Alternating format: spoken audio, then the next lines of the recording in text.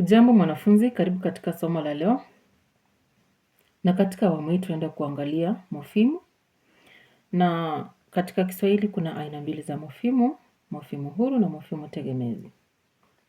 Hivyo basi tutaanza kwa kufafanua maana ya mofimu na kusema kwamba mofimu ni sehemu ndogo ya neno inayowasilisha maana ya neno hilo. Mofimu ni sehemu ndogo ya neno inayowasilisha maana ya neno hilo. Na unapata kwamba katika Kiswahili kuna zile mofimu zinazoonyesha wingi, umoja na hata udogo katika maneno. Kwa mfano katika neno mtoto, ma ni mofimu ya kuonyesha umoja. Katika neno watoto, wa ni mofimu ya kuonyesha wingi. Katika neno kitoto, ki ni mofimu ya kuonyesha udogo. Kitoto, vitoto. Mtoto, watoto. Mtu, watu. Na ikumbuke kwamba ngeli za maneno lazima zizingatiwe. Kwa hivyo, mtoto, watoto itakuwa katika ngeli ya awa. Kitoto, vitoto katika ngeli ya kivi kwa sababu tumedunisha.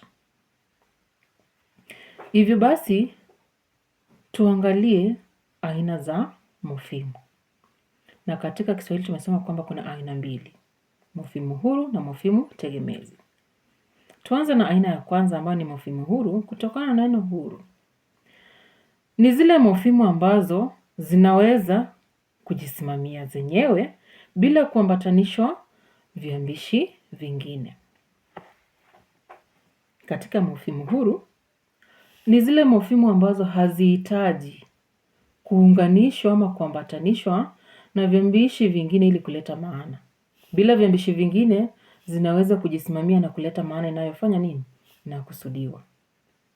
Kwa hivyo unapata kwamba mofimu hizi hupatikana kwenye nomino, viwakilishi, vivumishi, viunganishi, vielezi na kadhalika. Kwa mfano katika nomino, maneno kama vile meza, kitabu, kalamu, maneno hayo yanaweza kujisimamia.